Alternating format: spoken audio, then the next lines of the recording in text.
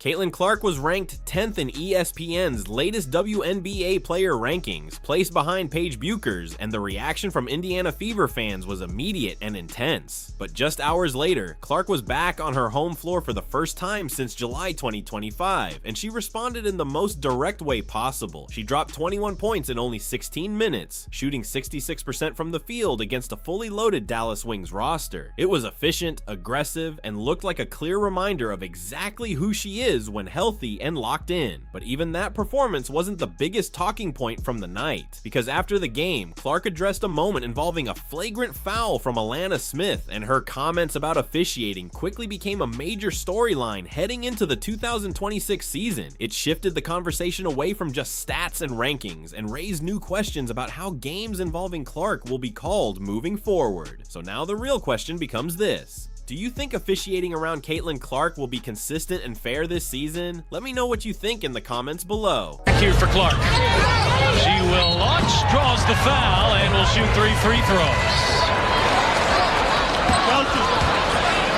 Foul on number 8, Alana Smith. First, second, team's first. Clark a little slow to get up here. When Caitlin Clark's name was called during the player introductions at Gainbridge Fieldhouse, the crowd was so loud it actually distorted phone audio. Not a polite clap, not a simple welcome back, but a full-throated roar, the kind that builds up for months and finally comes rushing out the moment she steps back on the floor.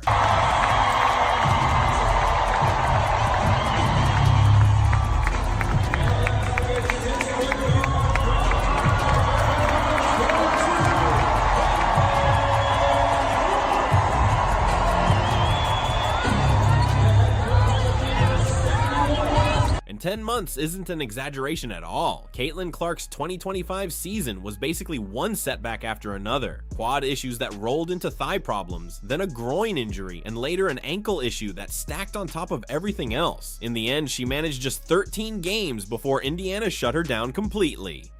She hadn't played a full home game at Gainbridge Fieldhouse since July 2025, so stepping back onto that court Friday night carried a weight that box scores will never really capture. Clark summed it up pretty simply after the game: anytime you get to put on your uniform and lace up your shoes, you don't take that for granted, especially coming off last year. That didn't sound rehearsed or polished for media. It sounded like someone who spent most of a season watching from the sidelines while her body kept breaking down in different ways. When asked about the injury, she explained it bluntly: "I just landed on my kneecap really hard." That entire stretch of injuries also created a strange shift in how she was being talked about. Slowly, the conversation around the league started treating Clark like she wasn't firmly at the very top anymore. Then ESPN released its WNBA top 50 rankings the day before this game, and that perception only got louder. Clark was placed at number 10, Paige Bueckers landed at number 8, Sabrina Ionescu came in at number 6, and this is the same Caitlin Clark who, as a rookie, finished 4th in MVP voting, broke the WNBA single season assists record, hit the second most three-pointers in a season in league history, and set over 60 records in her debut year. Despite all that, and despite missing time due to injury, she was still ranked behind players who statistically and historically didn't match her impact. Fans didn't just push back.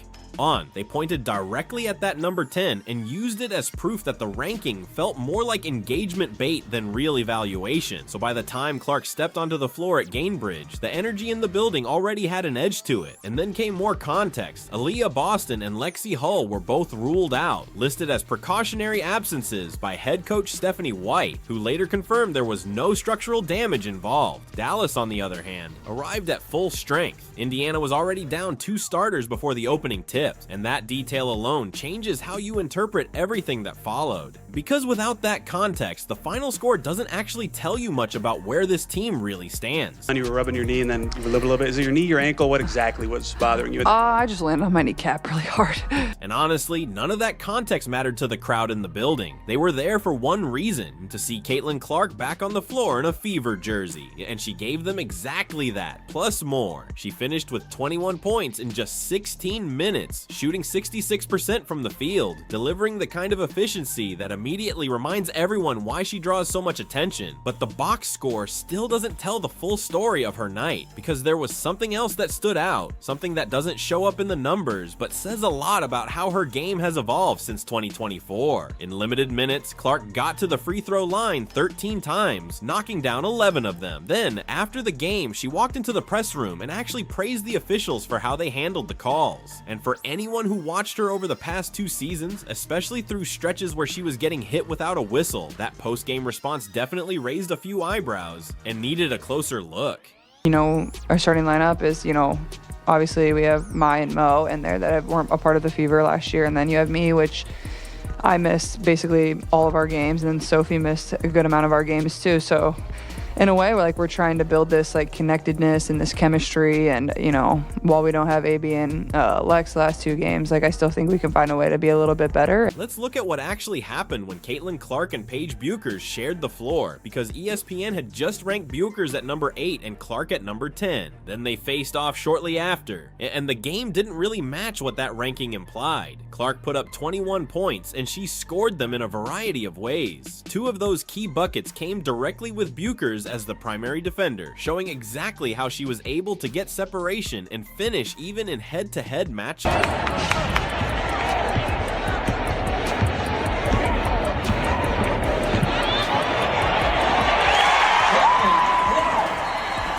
The first bucket came off a straight blow-by. Clark received the ball on the perimeter, took one hard dribble at Bueckers, and was already past her before she could even recover her stance. There was no pause, no extra read, no hesitation, just a guard making a move she's been executing since her Iowa days, and still one that defenders struggle to fully contain when she commits downhill. Bueckers is a solid defender in her own right. The difference was that Clark didn't give her enough time or space to react before the play was already over. Last year, as Clark gets by Bueckers and gets to the rim. Downhill. The second bucket came on a wide open 3, and this one had just as much to do with Monique Billings as it did with Clark. Billings delivered a strong, well-timed screen that completely freed Clark on the perimeter. Once she had even a split second of space, Clark didn't hesitate. She caught it, squared up, and knocked it down cleanly. She finished the night 2 of 3 from beyond the arc. That possession doesn't happen without Billings doing the physical work to create separation, so the screen deserves full credit, but Clark still had to execute. Clean catch, steady base, and a confident shot with defenders shifting attention elsewhere on the floor. And again, a lot of shoes were filled last year. Catch it, shoot, and Clark delivers with a 3. Bing, bang, bong for Caitlin Clark. Taking a look, good coming shoulder to shoulder. Just, Odyssey Sims just. Then came the steal. Clark read Bueckers' passing lane, jumped it cleanly, came away with the ball, and pushed the pace all the way to a coast-to-coast layup before Dallas even had a chance to get set defensively. In a single sequence, she stripped the ball from a player ESPN ranked ahead of her and finished on the other end while the Wings were still scrambling to recover. That's not a random deflection or a lucky bounce. That's anticipation, film study, and a calculated risk based on understanding exactly how Bueckers operates. At the same time, it's important to be fair here. Bueckers didn't have a bad performance. She finished with 20 points in 20 minutes and shot the ball extremely well from deep, knocking down 4 of 6 threes in just the first half. That's a noticeable step forward compared to her rookie season, where she averaged just 3.3 three-point attempts per game. That kind of added range is a real development in her game, and it's part of why Dallas is going to be dangerous moving forward. Lana Smith struggled to pull it down, and it's Clark who sets sail for the other end. Fudd, meanwhile, finished her Wings debut with just 4 points. Dallas entered the season hoping its backcourt duo of Fudd and Bueckers would immediately click and become one of the team's biggest strengths. But right now, that pairing still has work to do before anyone can confidently call it a finished product. Now, zooming back out to the direct matchup, Clark put up 21 points in only 16 minutes. Bueckers finished with 20 points in 20 minutes. Those extra 4 minutes Bueckers needed just to match Clark's scoring don't disappear, no matter how you frame the performance. The numbers are the numbers. numbers. Clark was more efficient, more assertive, and did it in less time against a defender who had every reason to come out fired up in a road environment where the crowd wanted her to match or outperform the home star. Clark shot 66% from the field and still drew 13 free throw attempts in just 16 minutes, which tells you everything you need to know about how hard Dallas struggled to contain her. They couldn't stop her cleanly in open play, and they couldn't defend her without sending her to the line either. That double pressure is exactly what made her performance so difficult to handle. After the game, Clark didn't dodge the topic of officiating either, and it wasn't a careful, media-trained answer or a standard "we'll take a look at the film" type response. She was direct and surprisingly positive about the referees. "I thought the refs did a really good job tonight," she said. "I know there's a committee of people that really wanted them to start calling things, and I thought they did a great job of that." For anyone who watched her through 2024 and 2025, getting bumped, grabbed, and hit on shots with no whistle far too often, that kind of post-game comment probably doesn't land without a second thought. So what actually changed here? The WNBA entered 2026 with a clear point of emphasis for officials: tighter enforcement on shooting fouls and protecting a shooter's landing space. And this wasn't just some preseason memo that gets ignored once the games tip off. You saw it play out in real time. Alana Smith was hit with a flagrant one after a closeout that drifted into Clark's landing area on a three-point attempt. The officials reviewed the play and upgraded the call on the spot. That's not theory. That's the new standard being enforced immediately, even in preseason action, even on aggressive closeouts that defenders have often gotten away with in the past. The message is pretty clear. The league isn't just talking about protecting shooters anymore. They're actually calling it. Took you out. I feel good. Obviously, I thought the refs did a really good job tonight on it, actually, and that's kind of been their focus going into this season is, you know, I know there was a committee of people that really wanted them to start calling things, and I thought they did a great job of that, honestly. I thought the refs were great. Clark got to the free throw line 13 times in just 16 minutes, and that's not something that happens by chance. What's different now is that she clearly understands how the rules are being enforced in her favor, so when she drives to the rim or goes up into her shooting motion and defenders don't give her proper space, she's getting the whistle instead of playing through constant contact like before. Dallas is still a solid defensive unit, but they still sent her to the line 13 times in under a half because they simply couldn't contain her without fouling. And every time they tried to get physical, the officials were right there to call it. Here for Clark. She will launch, draws the foul, and will shoot 3 free throws. Foul on number 8, Alana Smith. First, second. Team's first.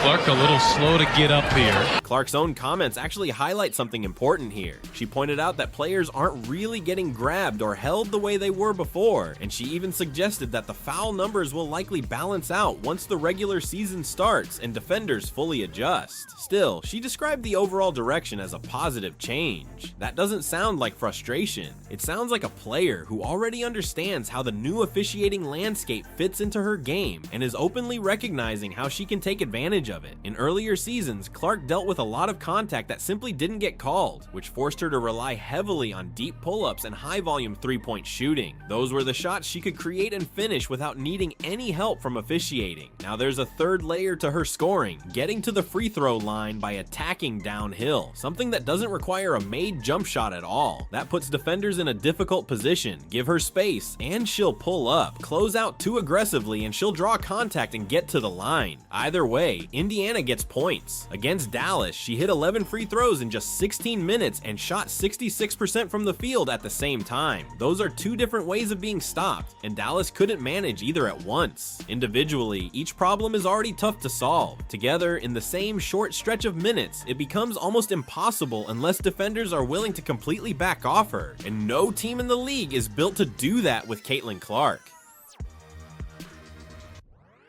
Yeah, it's a preseason game, so you're probably going to see more fouls called. I'd expect the number to drop. I don't know how many fouls in total were called tonight, and at times it can make the game choppy, but I think overall it's going to improve the product. The players aren't getting held, and it was both ways. I thought they did a good job both ways. So, but overall, I feel. She finished with 21 points, coming from just 6 made field goals and 11 free throws, which is a pretty uncommon scoring breakdown and says a lot about how the game was being officiated. And that flagrant one on Alana Smith is exactly the type of call that likely would have been overlooked or downgraded in previous seasons. This wasn't just a rule change. On paper, Friday night showed it being enforced in real time on the floor. Indiana ended up losing, and while the final score matters, it's more useful as a diagnostic than a reason to panic. The way they gave up points exposed specific issues that need to be addressed before May 9th. Some of those problems are straightforward fixes, others are deeper, structural challenges that won't disappear just because the regular season begins.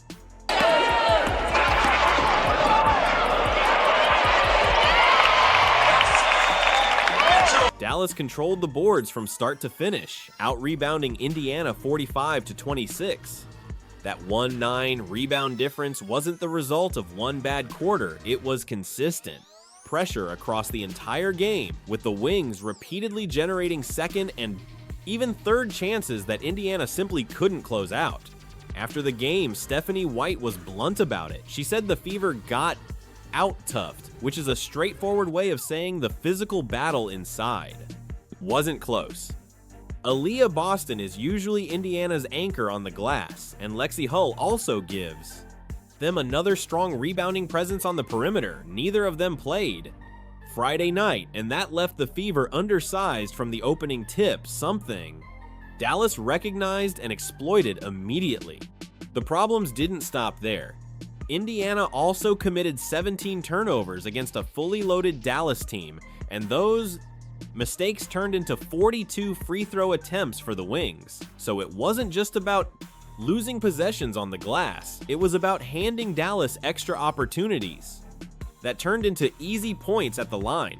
White also pointed to a specific issue in how Indiana handled its offense, saying, "We felt like we tried to throw it into a crowd and that players were dribble happy and going for the home run play instead of the easy pass. That's the kind of habit that can be corrected, but in this game, it came at a heavy cost." That second quarter, you guys bled a ton of points. What did you see as the issues you guys had? Yeah, I think just, a little undisciplined, just soft defensively. We have to be more connected as a group. I didn't feel like we were very connected as five working together, and you're going to need to help your teammates. Defense is hard, especially when they get us in rotations, but also, our offense wasn't very good, and that's hard when you miss shots and turn the ball over to try to get your defense set and try to get to your matchup. So it's a little of both, but overall, we just have to play better defense. The Fever weren't completely silent on offense either. Kelsey Mitchell finished with 10 points, Michaela Timpson added 11, and Maisha Hines Allen contributed a solid 7 points along with 7 rebounds. So even with a shorthanded rotation, Indiana still got meaningful production from multiple players. It just wasn't enough to offset the 17 turnovers or the massive rebounding gap. Still, it does show that when things are functioning properly, the supporting pieces on this roster are capable of stepping up and making an impact. And Kamenciano drives on Timpson, who got the block. Raven Johnson was one of the clearest bright spots on the floor, right there next to Clark. She finished the night with 5 steals and 5 assists as a rookie guard, which is not a stat line you see very often. And after the game, Clark made sure to highlight her impact, saying Johnson brings a real defensive edge and is always among the team leaders in deflections. And KK, what do you think Raven brought to you for this second preseason game? Yeah. Defensively, the energy, 5 steals tonight, and just, I know she had steal and gave a layup to you, and Caitlin, she had a backcourt with you as well.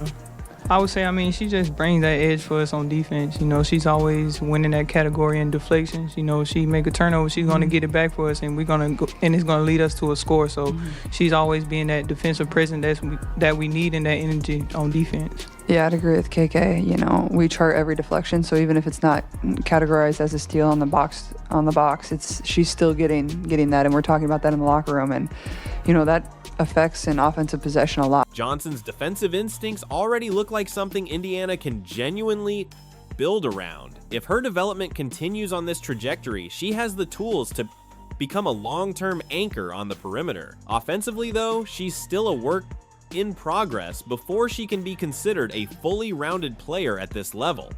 The roster questions fans have been talking about all offseason didn't fade after Friday night either. If anything, the rebounding gap against Dallas made them even louder, highlighting how much Indiana loses size when Boston is off the floor. And that's not an issue you fix just by adjusting schemes or calling different sets.